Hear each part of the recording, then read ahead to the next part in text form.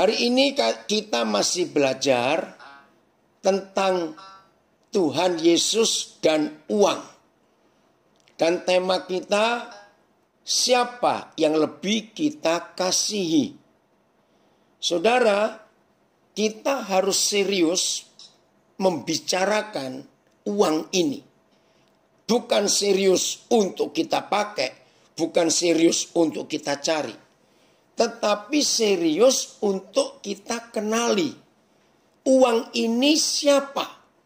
Saudara perhatikan. Uang ini buat Tuhan Yesus itu pribadi. Person. Maka itu Tuhan Yesus berkata seorang. Nah, uang ini buat Tuhan Yesus itu saingannya. Tolong perhatikan. Satu-satunya yang bisa menyaingi, yang bisa menyamai, yang bisa mengganti kedudukan Tuhan Yesus di hidup kita, itu hanya uang.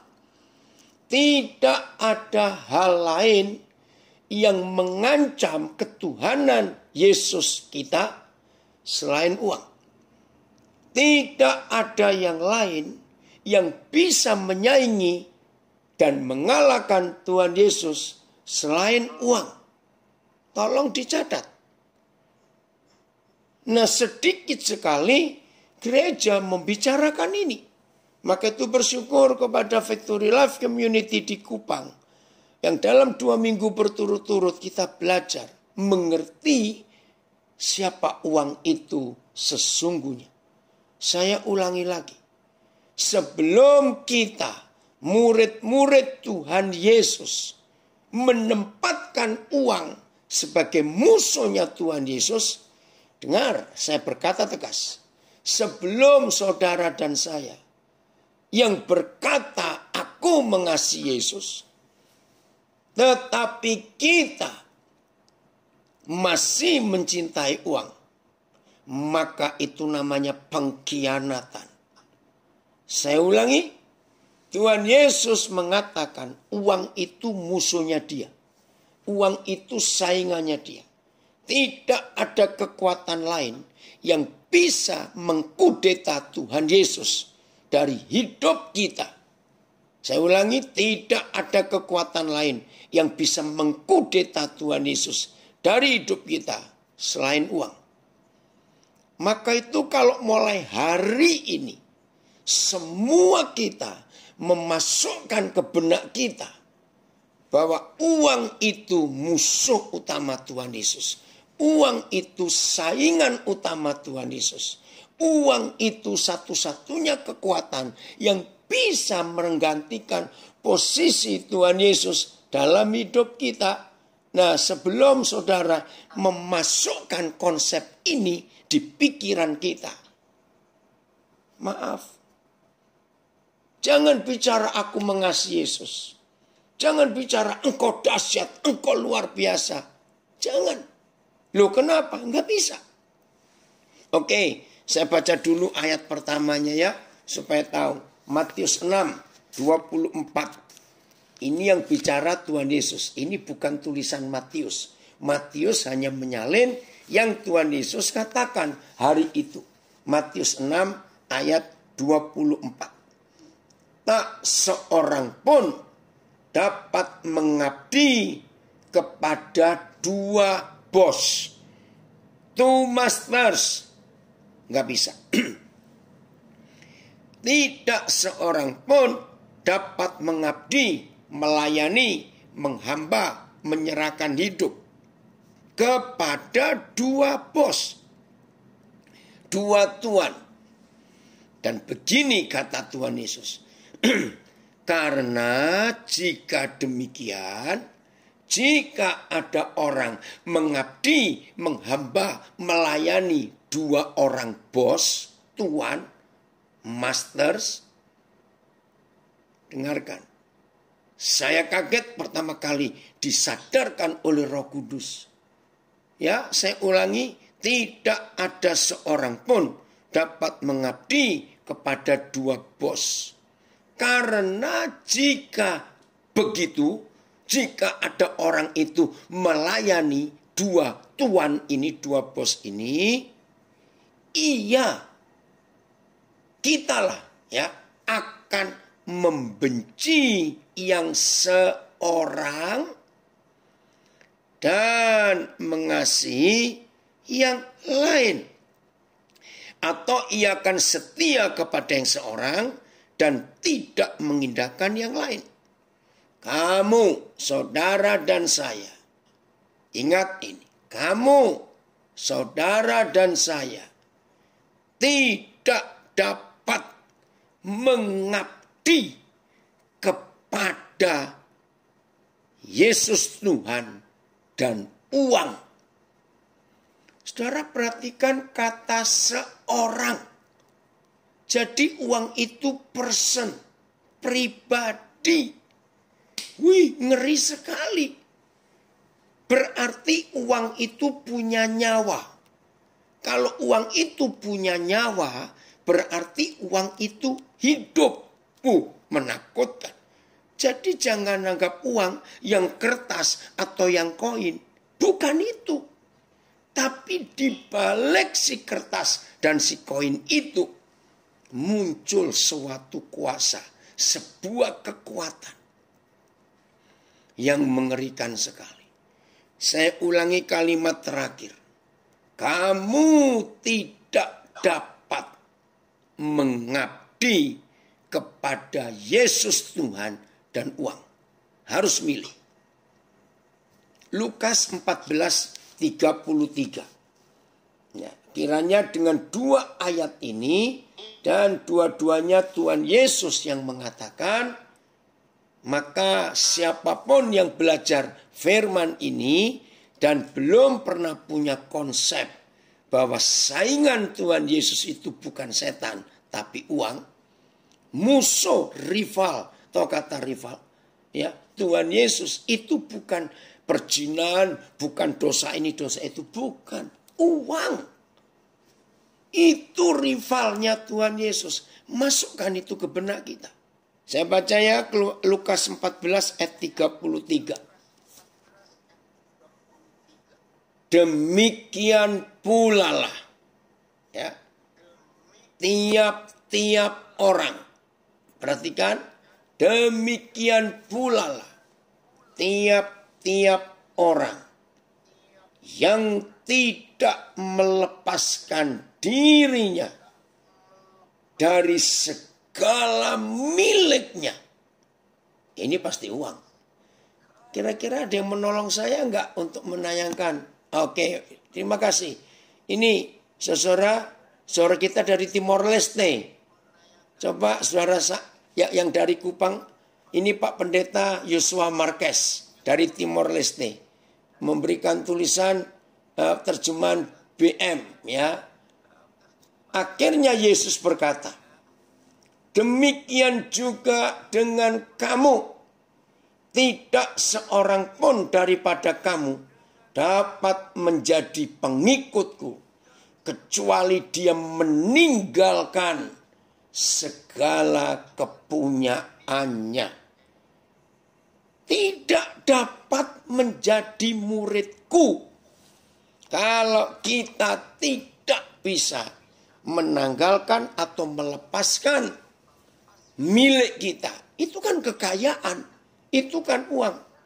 Nah, saya gabung dua ayat ini, Matius 6:24 dan Lukas 14 ayat 33.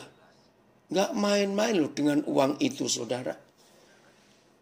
Nah, jadi sebelum saudara, saya ulangi, sebelum saudara memasukkan kebenaran ini, bahwa uang itu satu-satunya saingan dan rivalnya Tuhan Yesus, maka kita tidak dapat menjadi murid Yesus.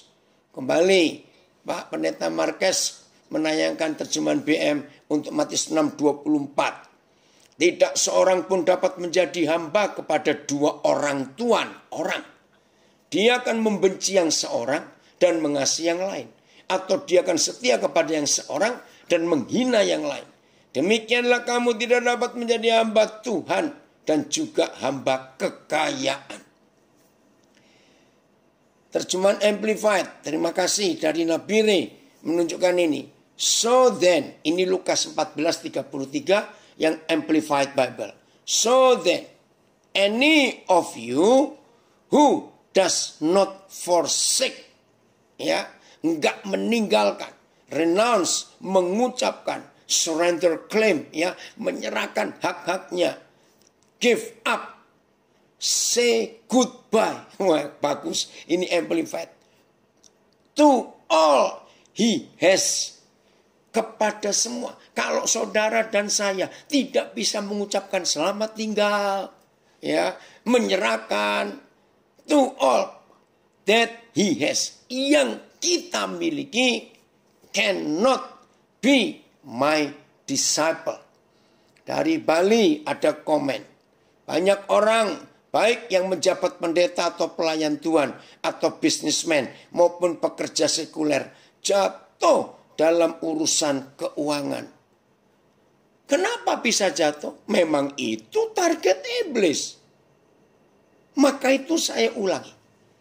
Karena saingan Tuhan Yesus itu hanya uang, maka satu-satunya cara untuk seorang hamba Tuhan, seorang murid Yesus, seorang pelayan Tuhan bisa mengkudeta Yesus, uang. Maka itu ada filosofi berapa minggu lalu viral. Seorang itu akan dikenal siapa dia dengan cara beri dia uang yang banyak. Wih, betul juga konsep itu. Aduh, luar biasa. Ya. Makasih Edi. Ya, karena jalan. Jadi ini anak saya dari Banjarmasin. Berarti kan suara saya nggak apa-apa. Nanti kan pulih sendiri. Makasih. Nah, saudara, dengarkan ini.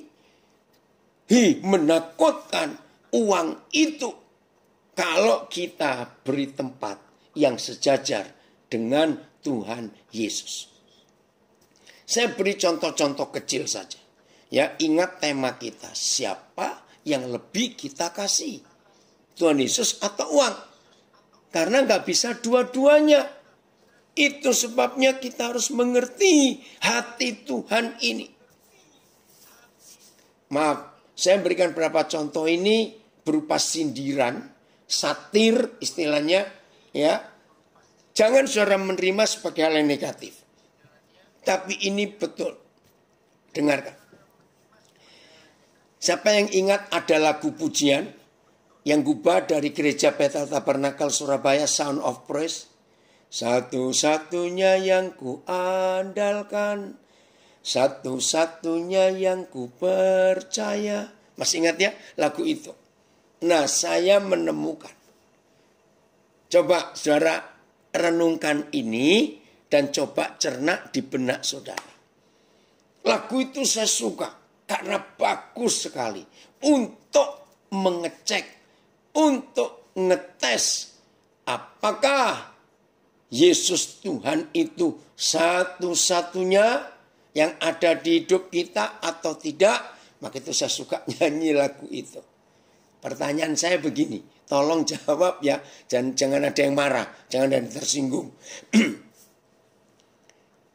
Kapan kalimat dari pujian itu nyata di hidup seseorang? Satu-satunya yang ku andalkan, satu-satunya yang ku percaya. Nah, kapan kata-kata lagu itu real, nyata di hidup kita?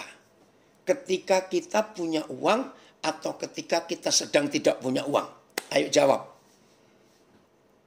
Satu-satunya yang ku andalkan, satu-satunya yang ku percaya.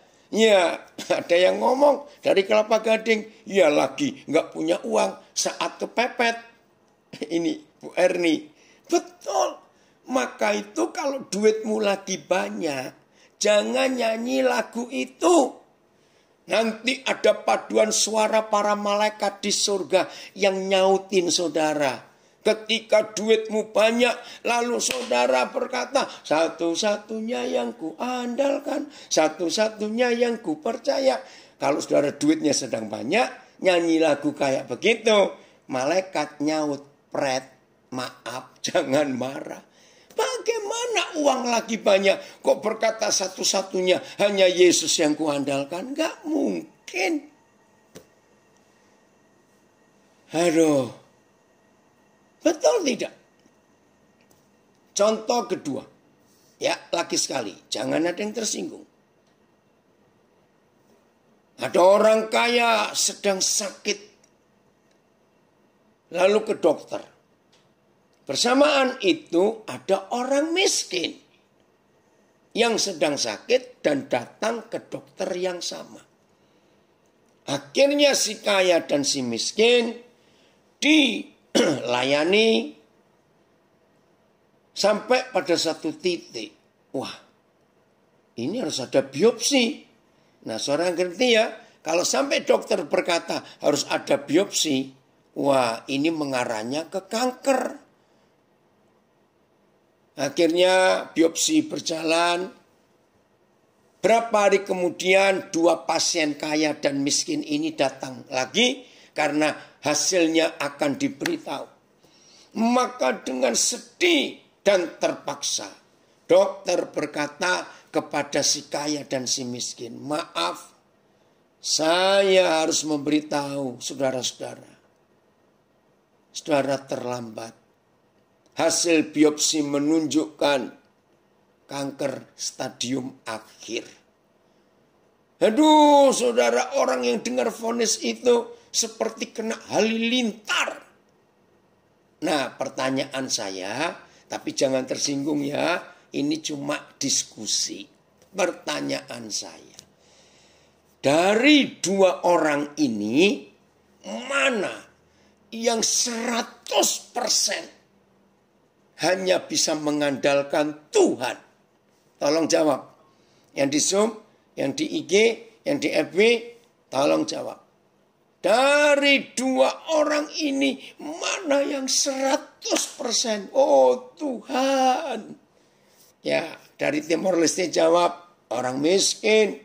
Ya, dari Facebook sudah banyak. Ya, yang miskin. Betul. Yang miskin pasti mengandalkan Tuhan.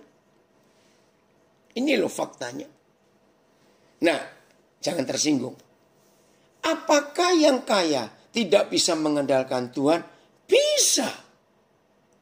Tapi nggak akan 100% mengandalkan Tuhan. Loh kenapa? Karena dia punya uang. Dan wajar langsung cari rumah sakit terkenal. Bisa ke Singapura, ke Penang, atau ke Belanda, atau kemana terserah. Maaf ya saudara, ini kenyataan. Nah, kalau kita, maaf, kaya, lalu tidak mau berobat, pasti ada keributan. Keluarga akan nuntut. Nggak bisa. Harus dibawa ke dokter. Karena ada uang. Nah, walaupun ngotot, nggak mau. Maaf. Kira-kira ada rumor nggak? Oh, memang dasar pelit kamu. Duit banyak kok tidak mau ke dokter atau berobat. Nah, pasti walaupun orang kaya ini sudah yakin, seyakin-yakinnya bahwa dia hanya mau mengandalkan Tuhan. Tapi nggak bisa, saudara. Keluarga akan marah. Keluarga nggak rela. Betul tidak? Maka itu penting sekali dalam kehidupan kita sekarang ini. Harus milih satu di antara satu. Loh, kok satu di antara satu? Ini bukan satu di antara dua. Kalau satu di antara dua, posisinya bisa dibandingkan. Tapi jangan lupa Matius 6:24. Posisi uang itu setara dengan posisi Tuhan Yesus. Ini yang harus kita mengerti. Nah kalau begitu, apakah orang gak boleh kaya? Boleh, harus. Nah ini tujuan kaya. Lukas 16 ayat 9. Boleh kaya, bahkan harus kaya. Lukas 16 ayat 9. Inilah satu-satunya ayat di seluruh Alkitab. Saya katakan, inilah satu-satunya ayat di seluruh Alkitab yang memberitahu kita uang itu untuk apa. Tidak ada ayat lain yang memberitahu kita uang itu untuk apa selain Lukas 16 ayat 9. Saya akan baca. Dan aku, Yesus, berkata kepadamu, ikatlah persahabatan. Make friend. Aduh, ya. Ikatlah persahabatan dengan mempergunakan mamon yang tidak jujur. Supaya jika mamon itu tidak dapat menolong lagi, kamu diterima dalam kemah abadi. Dari Timor Leste memberikan terjemahan dari Alkitab lain. Terjemahan lain. Yesus berkata lagi, dengarlah. Gunakanlah kekayaan dunia ini untuk mendapat sahabat.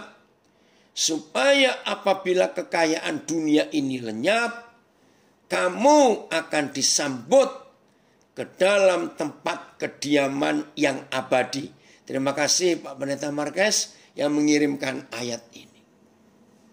Jelas sekali uang itu untuk apa? Wih, luar biasa. Tadi pagi saudara, saya lagi siap-siap untuk Zoom ini. Karena kalau saya Zoom harus menyiapkan 3 HP. 1 Facebook, 1 Instagram, 1 untuk Zoom. HP keempat itu untuk merekam audio saya. Begitu saya buka HP saya di salah satu. Nah saya itu lagi melayani seorang security. Di apartemen anak saya ini. Ada security. Dan security ini sudah mulai mengalami jamahan Tuhan. Muslim.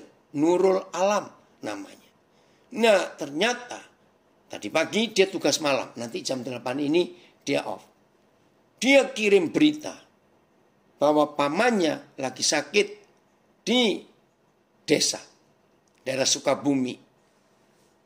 Terus permintaannya nih saya kaget. Papa, nanti siang kalau saya sudah sampai di rumah sakit, mau nggak Papa video call dengan paman saya untuk Papa doakan? Huh? Saya kaget. Muslim. Dia manggil saya Papa.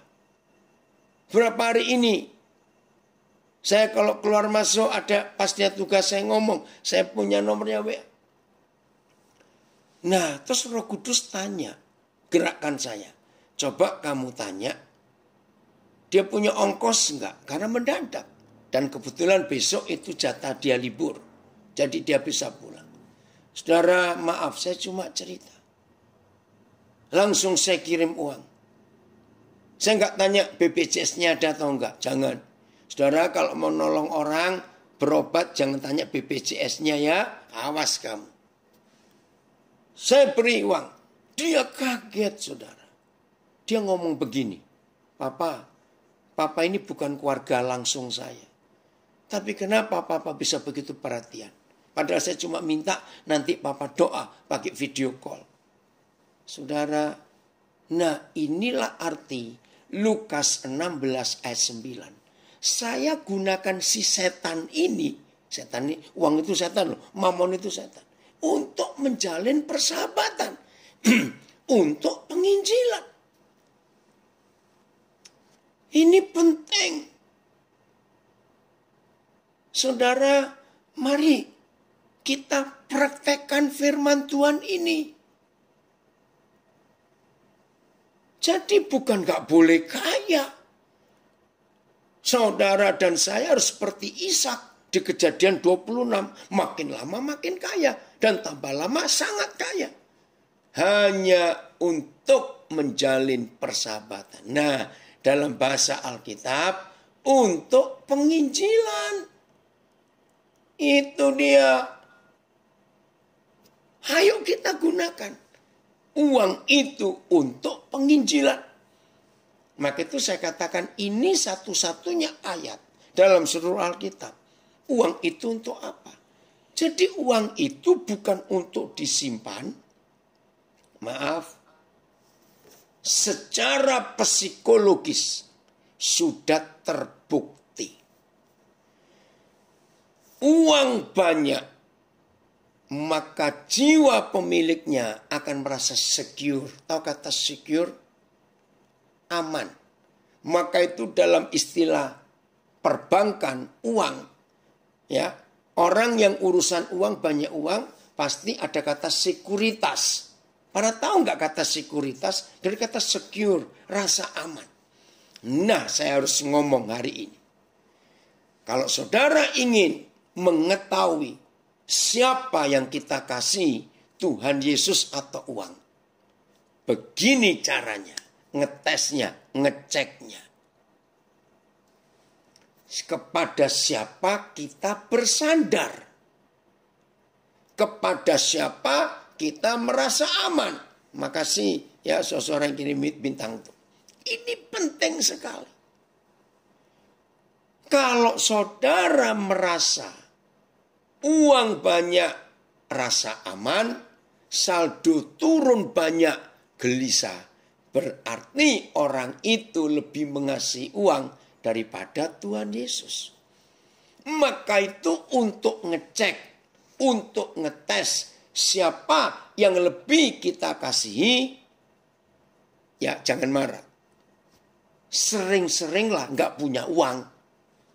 Karena kalau kita sering-sering gak punya uang, di situ baru terbukti siapa yang lebih kita kasih, siapa yang lebih kita harapkan dalam hidup ini.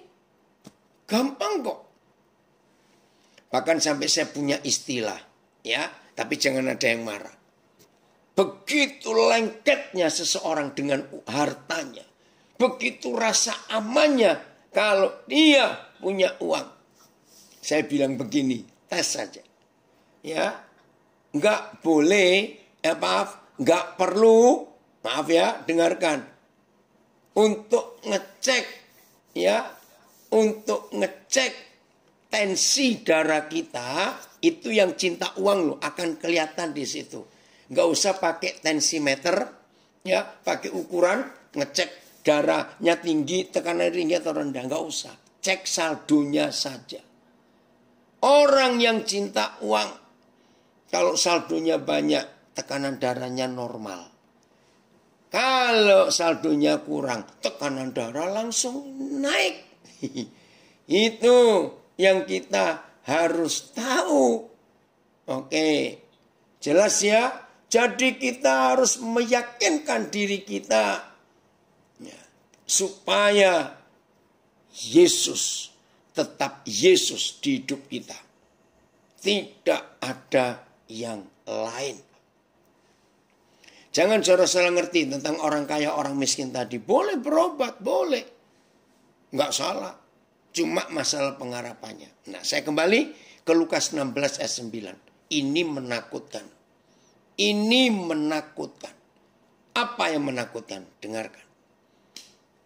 Selama orang itu masih hidup dan uang kita pakai untuk penginjilan, maka itu Victory Life Community di Kupang, wah, menyediakan makanan sehat tapi murah. Nah, itu yang betul. Gunakan uang itu untuk menjangkau jiwa, untuk diselamatkan. Gunakan. Nah, suatu hari uang itu tidak bisa menolong lagi, apa sih artinya uang itu nggak bisa menolong lagi? Mati. Nah, maka itu saudara, konsep ini sangat salah. Orang tanya, kamu kerja untuk apa? Jawaban umum, ya untuk hidup.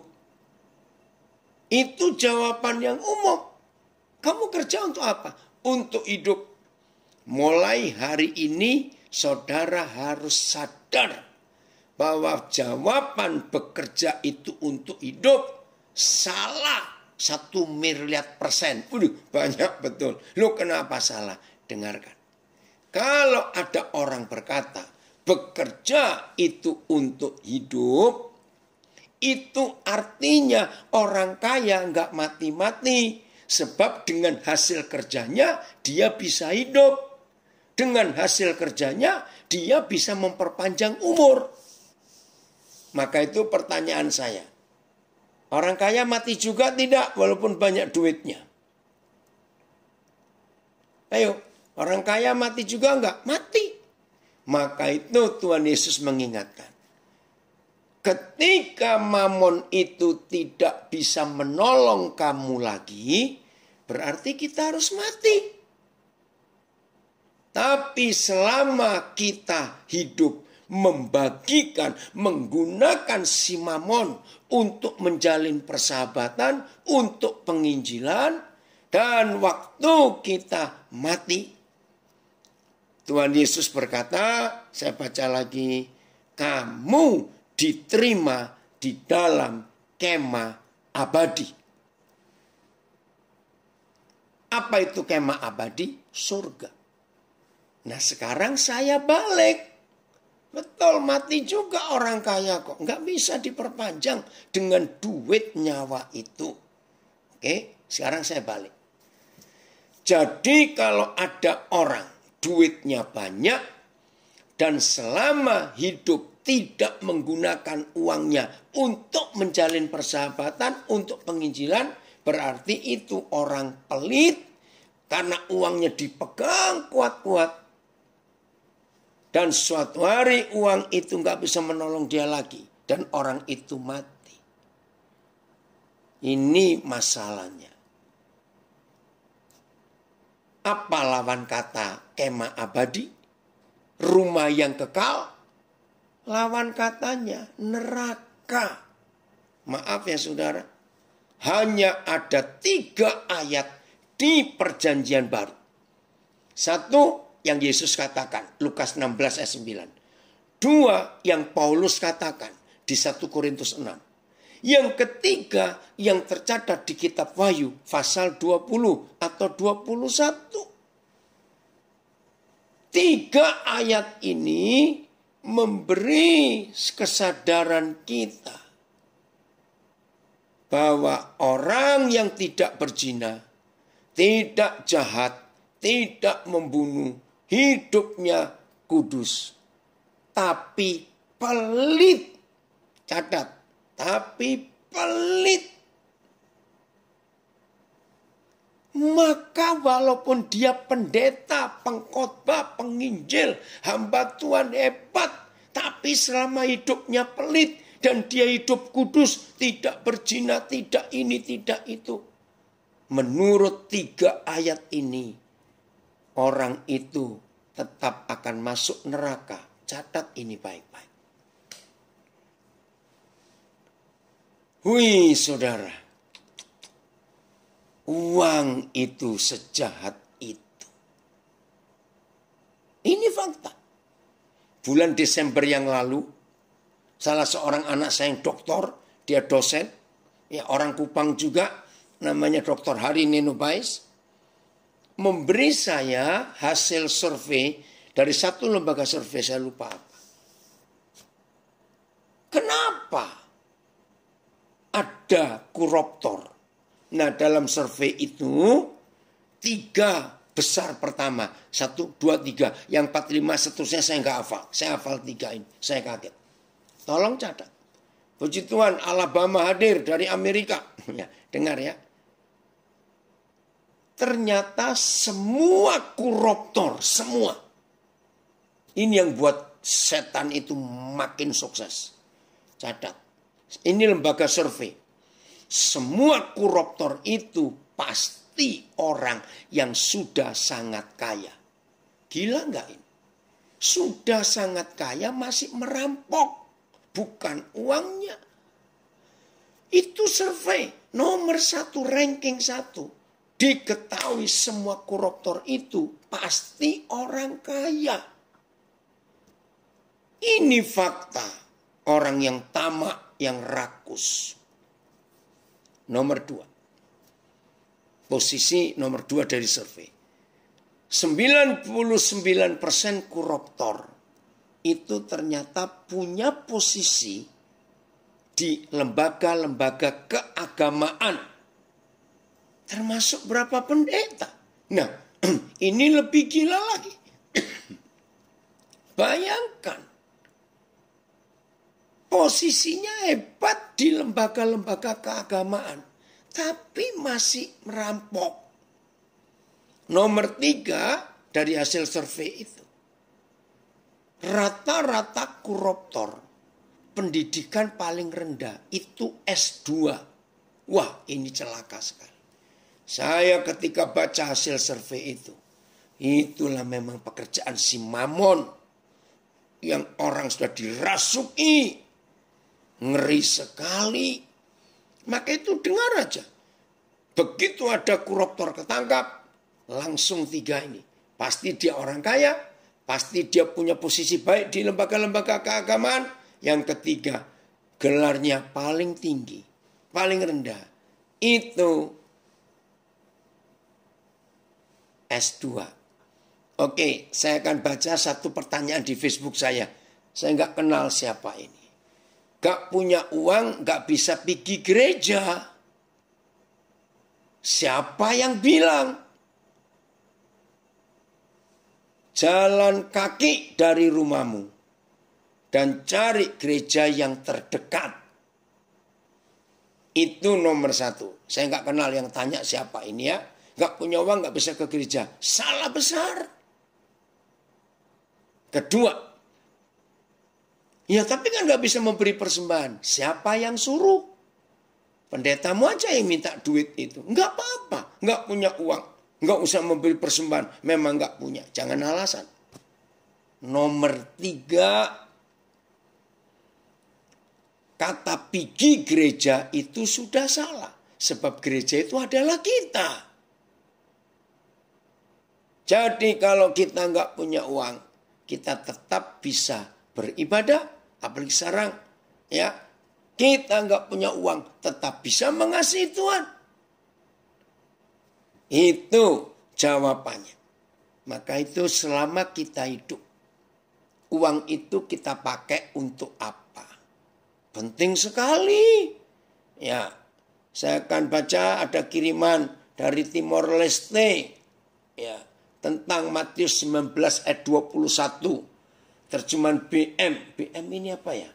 Bahasa Indonesia modern? Oke. Yesus berkata kepadanya. Jika kamu hendak menjadi sempurna, ini loh ukuran sempurna.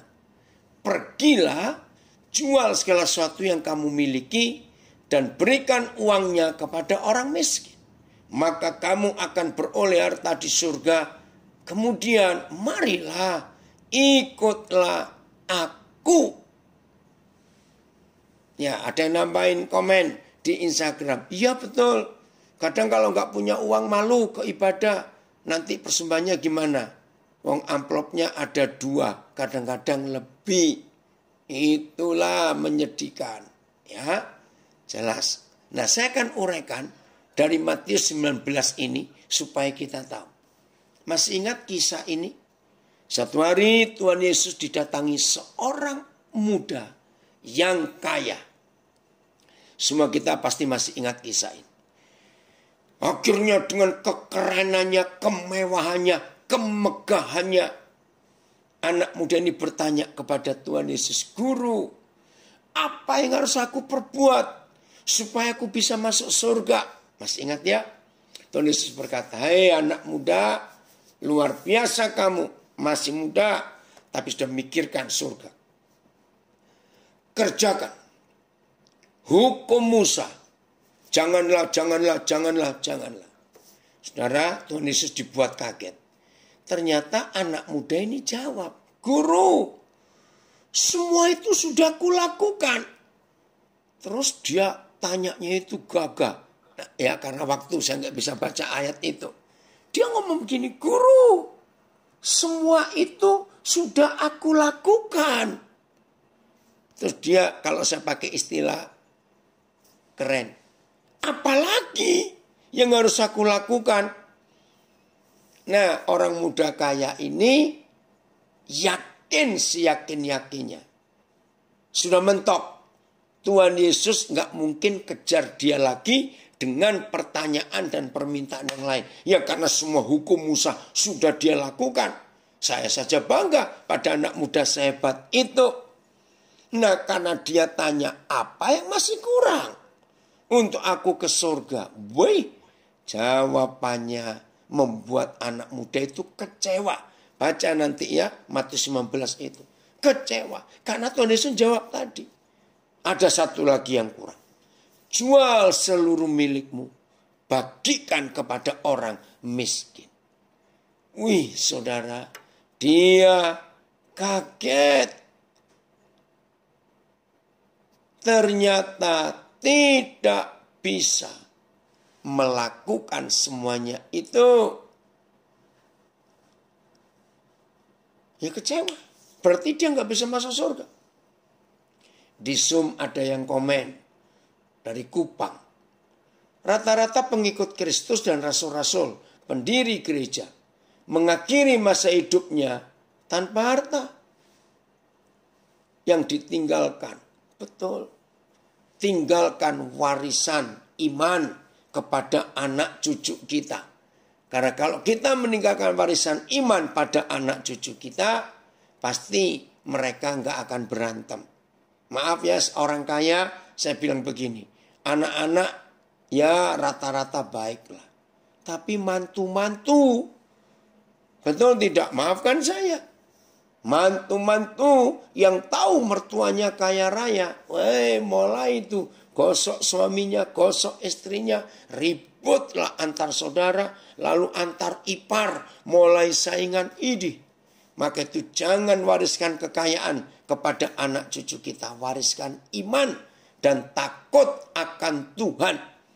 Itu yang tercatat di 2 Timotius 1 ayat 5. Timotius mewarisi iman dari neneknya dan ibunya. 2 Timotius 1 ayat 5. Papa mama yang kaya raya, ayo wariskan iman kepada anak-anak kita. Terima kasih dari Denpasar. Warisan yang paling berharga bagi generasi selanjutnya adalah keteladanan orang tuanya. Setuju. Nah, ada yang ngomong, kena kutuk kalau tidak kasih perpuluhan. Aduh, jahat sekali. Mana ayatnya? Nggak ngasih perpuluhan kena kutuk. Jangan dengar pendeta seperti itu. Maafkan saya. Saudara, inilah konsep penting dalam hidup kita. Untuk kita tahu siapa yang lebih kita kasih. Dengarkan pernyataan ini. Jangan sekali-kali berkata mulai hari ini. Wih, dia diberkati Tuhan loh. Waduh, luar biasa. Nah 99,99% sampai hari ini kalau ada orang berkata, dia diberkati Tuhan loh. Saudara, pasti konotasinya dia orang itu kaya. Wih, mobilnya bagus-bagus. Rumahnya wow. Lihat yang dipakai dari kepala sampai kaki. Merek semua, branded semua. Saya berkata dalam nama Yesus. Itu ajaran setan. Dengar. Begini saya temukan di dalam firman Tuhan. Yang disebut berkat Tuhan mulai hari ini harus tegas. Yang disebut berkat Tuhan adalah segala sesuatu yang tidak ada hubungannya dengan uang. Tolong catat mulai hari ini. Segala sesuatu yang masih bisa dibeli dengan uang, segala sesuatu yang masih bisa didapat karena uang, itu bukan berkat Tuhan. Itu hukum alam. Itu wajar. Berkat Tuhan itu bukan materi. Uang itu perjuangan kita sendiri. Nggak ada urusan dengan Tuhan. Bagaimana berkat Tuhan itu uang? Dia itu saingannya Tuhan. Nggak bisa disatukan. Maka itu mulai hari ini harus mengerti konsep ini, saudara. Ada yang ngomong, betul, ada temanku kalau ketemu orang kaya dibilang dia diberkati Tuhan. Salah. Sangat salah. Oh, masih ada yang tanya lagi. Katanya kalau tidak kasih perpuluhan, keturunan kita dikutuk. Ngaco itu pendeta. Jangan dengar. Nggak ada orang nggak memberi perpuluhan kena kutuk. Itu pendeta setan itu dalam nama Yesus. Cepat keluar dari gereja yang mengatai seperti itu. Maaf. Bahkan ada gereja pendetanya berani berkata, kalau kamu nggak memberi perpuluhan masuk neraka. Wih, ngeri. Saya mau katakan kepada saudara. Tuhan nggak pernah butuh duit kita. Saya ulangi. Tuhan nggak pernah butuh duit kita. Dia punya segala-galanya. Yang butuh duit itu para pendeta yang mata duitan itu. Maaf. Tapi saya heran, kok masih banyak jemaat yang mau dibodohi oleh pendeta-pendeta yang duit terus khotbahnya. Hari ini stop, saudara, bicara itu. Lagi sekali, berkat Tuhan itu adalah segala sesuatu yang gak ada hubungannya dengan uang. Jelas ya? Nah, inilah kebenaran yang kita harus miliki. Saya ulangi lagi.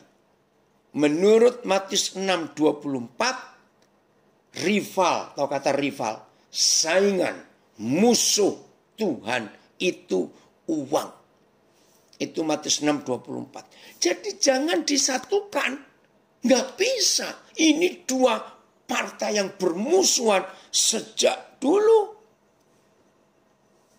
Ada yang komen lagi. Ini dosen Petra. Pendetanya juga pakai ayat untuk nakut-nakuti jemaat. Ya, saudara, mari kita belajar supaya kebenaran ini Tuhan berikan. Maaf, ini ada yang komen. Saya nggak setuju katanya. Maaf ya, ini khotbah yang salah. Katanya kalau memberkati pasti diberkati. Bagaimana Pak Pendeta? Apakah itu uang, beli uang? Nah, itu dia. Maka itu nggak mungkin Tuhan melakukan yang memberkati akan diberkati. Jangan mikir uang. Nggak punya uang pun kita bisa jadi berkat. Untuk siapa saja. Nah, puji Tuhan. Berarti ini ada yang baru gabung. Luar biasa tentang berkat. Saya baru mengerti kalau orang kaya itu bukan karena berkat Tuhan yang melimpah bagi mereka. Enggak. Itu karena jeripaya. Maaf ya. Saya menemukan 3 resep untuk kaya tanpa Tuhan. Saya ulangi. Saya menemukan dalam hidup ini ada 3 resep untuk jadi kaya tanpa Tuhan. Artinya berzinalah, buatlah jahat, nggak usah Tuhan. Kalau orang itu melakukan 3 hal ini, kaya dengan sendirinya. Nomor 1, dapat warisan. Ya langsung kaya. Nomor 2, yang rajin bekerja. Pasti kaya karena rajin. Nah, yang ketiga, pelitlah. Pasti kaya. Nah, itu resep kaya gratis. Semua orang pasti bisa kaya dengan 3 hal itu tanpa Tuhan. Nah, ini di IG ada yang tanya lagi. Ada memberi pernyataan lagi. Banyak pendeta bilang, kalau gak kasih perpuluhan nanti kena belalang pengirik dan semuanya. Lagi sekali, itu pendeta mata duitan. Sedih saudara, saya melihat berapa teman-teman saya masih khotbahkan duit saja. Terus ada yang tanya, apa ciri orang kaya yang dengan Tuhan? Oh, maksudnya bagaimana? Ya, saya jawab, saya sangat kaya. Maaf loh saudara, jangan saudara mikir macam-macam. Tuhan memberkati saya untuk bisa beli rumah. Yang saya sudah beli lebih dari 60 rumah. Tapi bukan untuk saya tinggali, bukan untuk saya kontrakkan. Ya, ini hari-hari ini saya sedang tawar-menawar sebuah rumah di Singkawang, di Kelurahan Pajintan. Untuk apa saya lagi tawar? Saudara, banyak orang yang lulusan penjara, keluarganya nggak mau terima. Nah, saya lagi mau beli ini, lagi nego. Mudah-mudahan besok anak saya yang saya utus ke sana bisa tahu. Ya, saya tawar kok bisa 450. Sudah ada bangunan, tanahnya cukup luas. Nah, mudah-mudahan saya belum tahu. Nah, saya bilang saya mau nyicil. Saya kaya dengan Tuhan. Untuk menjadi berkat. Saya di Jambi masih mikir. Ya, ada tanah di samping sekolah kami ditawarkan. Ya, buat saya cukup murah.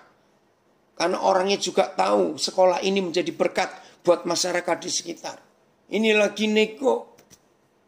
Saudara, jadi ayo kita itu jadi berkat. Nah, ini saya kaya di dalam Tuhan. Nah, Februari yang kemarin lulus master yang ke-53 dari tangan saya. Bayangkan 53 master. 490 sekian sarjana S1. 6 doktor. Itu artinya ciri orang kaya dalam Tuhan.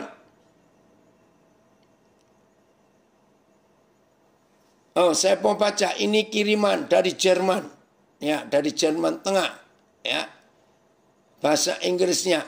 But those who are not financially ethical and crave to get rich with a compulsive, greedy longing for wealth, fall into temptation. Nanti kita akan baca. Ini 1 Timotius 6. Wah, dari Toronto. Ada komen juga. Ya, Terry, Bernard, puji Tuhan. We all love to own money in our possession for a living in proper ways. Betul. Kita ini wajar mengasihi uang ya untuk kita miliki dan hidup lebih layak. However, tapi money doesn't care about our lives whosoever. Betul.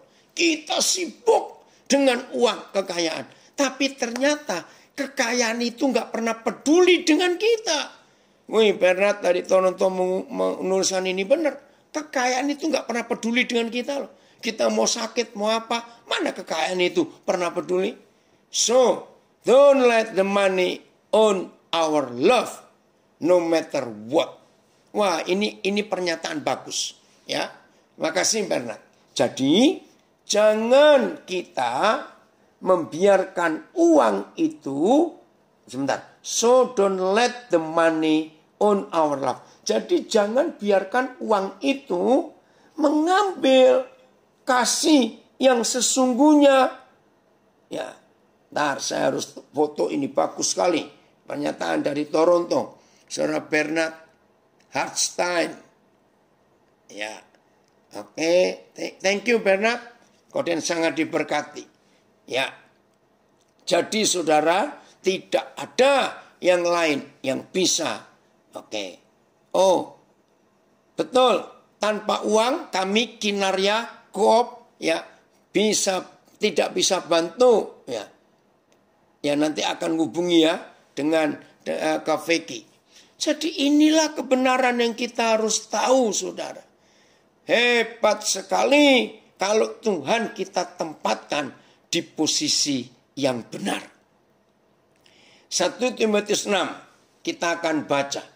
1 Timotius 6. Ini bagian yang terakhir. Terima kasih Bapak. Tidak ada pilihan lain dalam hidup kita. Hanya menempatkan Yesus. Oh, ini yang di IG, saudara. Yang saya bilang, ya di sini anaknya papi yang lulus. Sekarang baca Instagram, itu yang baru selesai master kemarin. Bulan yang lalu. Ya. 1 Timotius 6. Mulai ayat 8 sampai 10. 1 Timotius 6 ayat 8 sampai 10. Begini kata Tuhan. Asal ada makanan dan pakaian cukuplah. Inilah konsep untuk kita tidak cinta uang dan tetap cinta Tuhan Yesus. Karena bisa berkata cukup. Maka itu ketika beberapa teman pengusaha tahu Tuhan berkati saya bisa beli rumah. Jadi enggak korden kontrakan, enggak korden sewakan, tidak. Memang untuk memberkati banyak orang. Itu saja. Ya. Kembali dari Jerman, Terry. Money doesn't give you any happiness and time you have lost to gain them. Betul. Uang enggak bisa memberi kita kebahagiaan. Bahkan uang itu akan mencuri waktu kita. Akhirnya kita hilang semuanya. Ayat 9, 1 Timotius 6.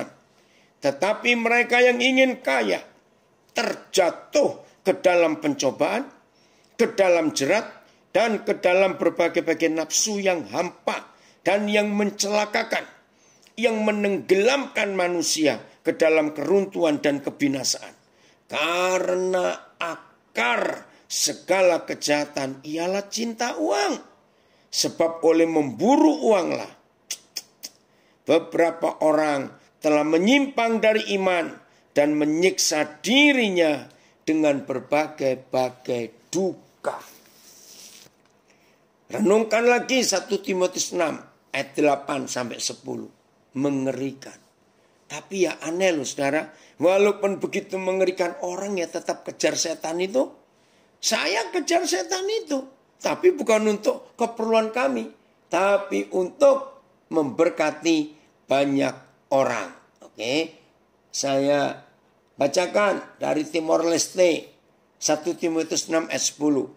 Sikap mencintai uang menimbulkan segala macam kejahatan. Setuju.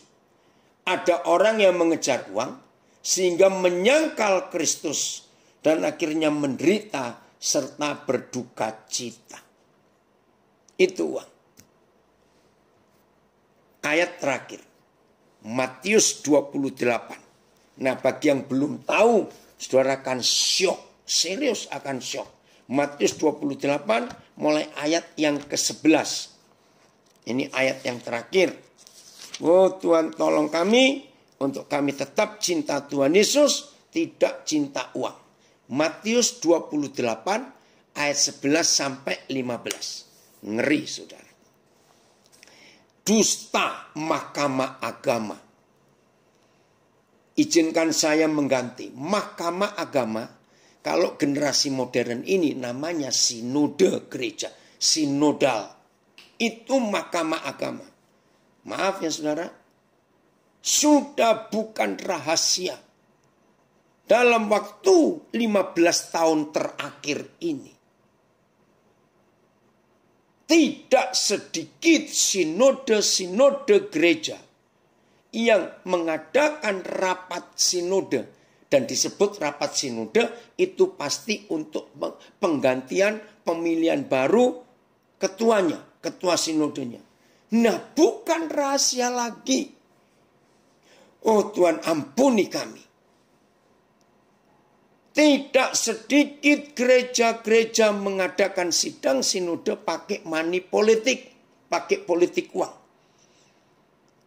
Calon-calon yang ingin menduduki posisi tertinggi di sinode mereka, itu sudah pakai duit dalam amplop-amplop beredar di kalangan para pendeta gereja mereka untuk milih dia.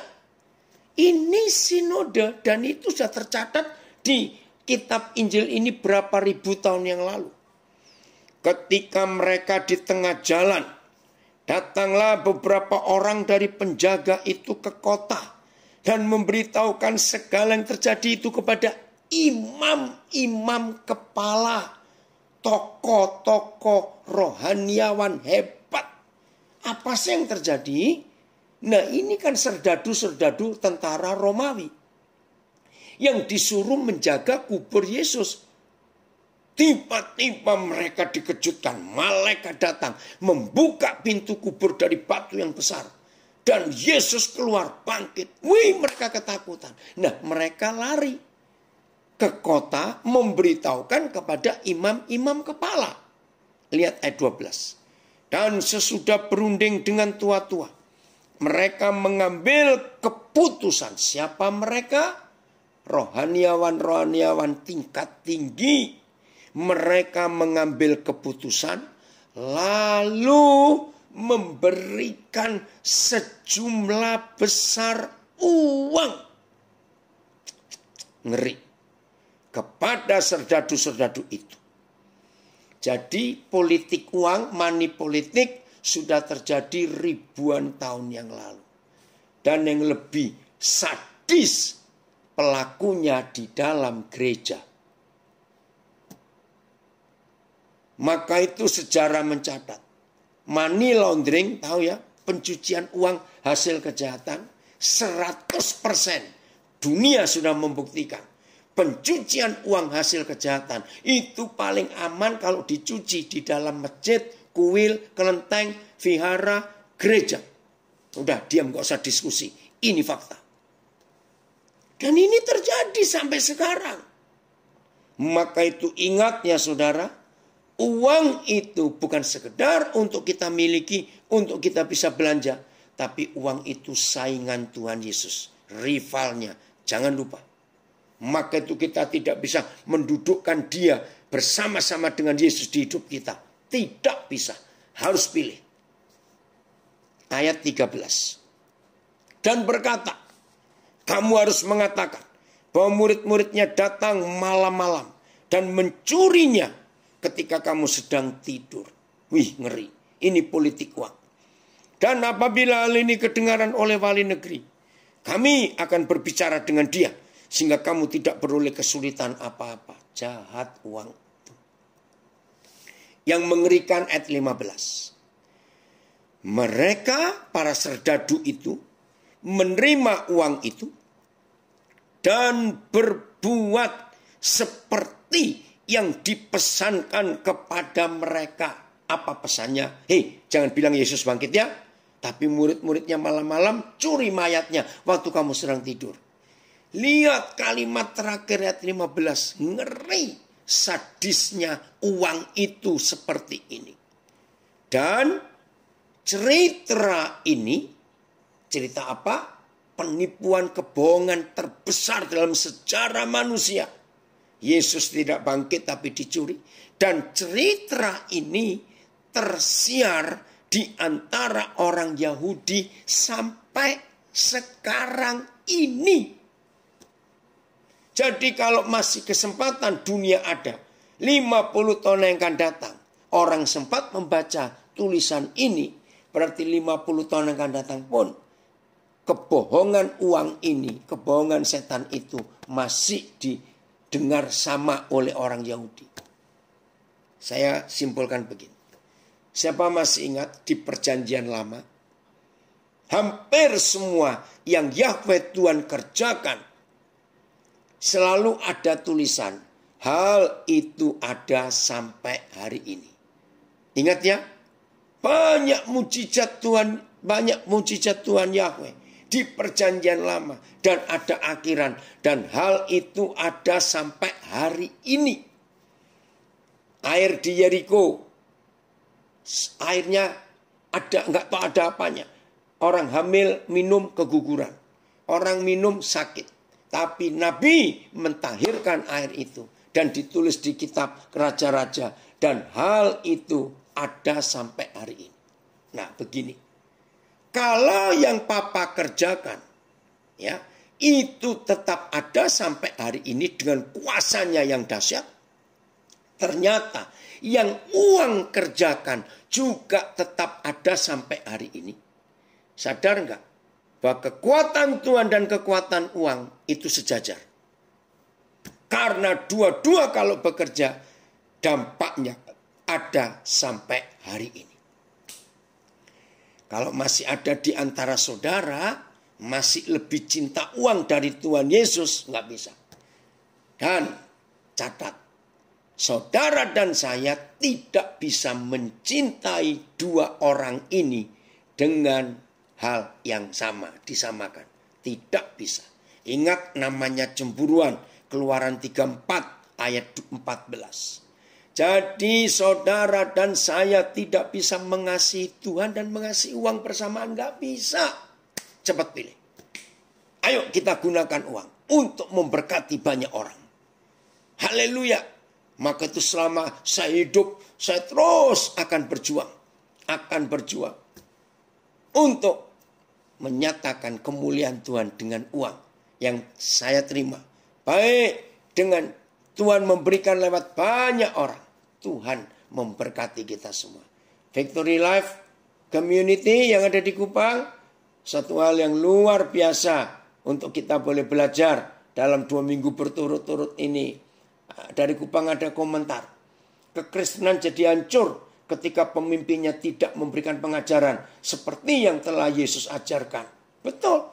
Kalau para gembala, para pengkhotbah, para pengajar tidak mengajarkan kebenaran, maka jemaatnya hancur.